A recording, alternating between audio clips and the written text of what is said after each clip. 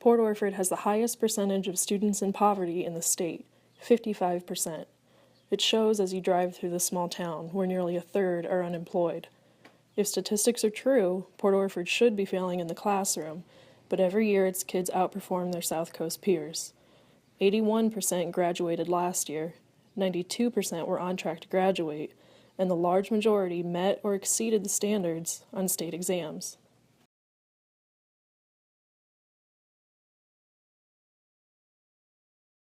Still, with factoring in any kind of savings we can factor in by any savings on PERS or insurance or those kinds of things, and without putting in an increase for staff of any kind other than just the step, which is part of the contractual obligation, we still are going to have to look for $85,000. We have a 4-5, but then I have the other grades below that separated because you could just get a more concentrated instruction at the grade level, and we're supposed to have our kids reading at grade level by third grade. And so I think it's important to keep kindergarten with kindergarten and first grade with first grade, and so probably that part-time 3/5 teacher that we have for first grade will have to go away, and I'll have to look at where to combine classes, and that'll be driven by numbers, not necessarily what's best for education. What I'm trying to overcome here is oh well, we're from Port Orford. It's like, no, I want you to stand up and pump your chest out and say, I'm from Port Orford. I want it to be different, and like when I go to meetings or when I'm going to be gone, and I say to people, I want Port Orford to have a face, and I want them to have a voice, because for some reason people seem to think that because we're a small school district that it really doesn't matter, or it's different, or I don't know what they think, but I have all of the same Division 22 requirements and all of the same reports to do as a district that has a grant writer and a report writer and all those things. I have all of that. But most importantly, we have kids that deserve the same education that other kids get.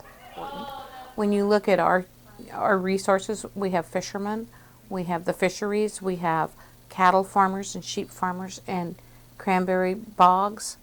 So those kinds of classes and that kind of training is important to our community. That's what our community survives on. Part of it is because of the smaller population, we've been able to manage to teach the core classes at that level with the staff that we have, which allows us to have those other things. And they have been amazing over the years with the things they've been able to do with the resources they've got. I've been very impressed with the community and the people trying to make things work for that school. And they don't have a whole lot of extra outside resources because they have very high poverty, like many of the South Coast schools.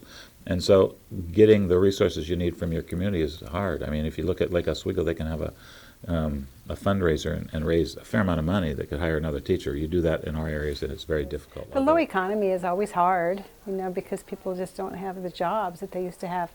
I grew up here and there was all the logging. And so a lot of the dads worked in the mills, and so now those families moved away, and then the families that were left didn't have that.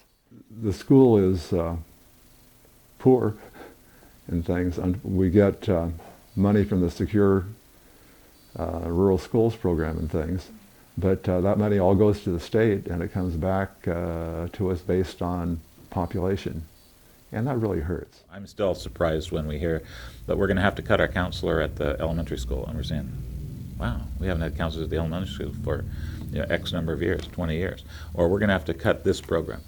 Well, we cut that program a long time ago. The kids don't go away all from one class. So what happens is you get this little bit of people leaving. Let's say we get $10,000 a student, and they have 5 students leave. That's $50,000. But those 5 students could have been in 5 different classes, and it didn't really make a difference. But you've just taken out about a teacher's worth of money. Well, it's definitely beautiful, but it has high poverty in certain areas. But I think most of the tourists, you can just drive right through that, just go to the beaches. So, it's like everywhere else, I think. Yeah. It's not much different. It's one of those towns you kind of just drive through sometimes. It's definitely a tiny school. I mean, it doesn't get much smaller than this, but it's an interesting experience. It'll make us different than the other kids. Oh yeah. So we try to take care of our kids. They're probably the most valuable resource that we have. Singing is one of the best ways to learn how to read.